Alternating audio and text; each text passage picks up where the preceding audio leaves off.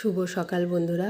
আমি কিছুদিন আগে ফেলে দেওয়া শপিং ব্যাগ দিয়ে ফুল বানিয়ে দেখিয়েছিলাম। আজকে আরেক ধরনের ফুল বানিয়ে তোমাদের দেখাবো। তো ভিডিওটা তোমরা স্কিপ করো না, দেখতে থাকো, ভালো লাগবে।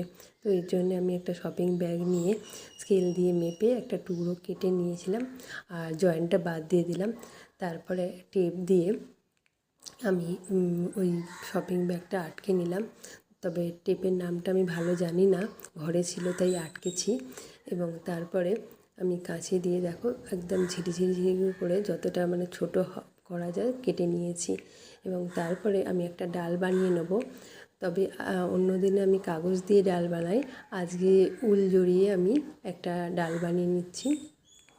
ডাল বানানো হয়ে যাওয়ার পরে আমি এই যে শপিং ব্যাগটার টুকরোটা আমি কেটে নিয়েছিলাম সেটা আমি একটু গ্লু আটকে তারপরে ডালটার সঙ্গে ধীরে ধীরে রাউন্ড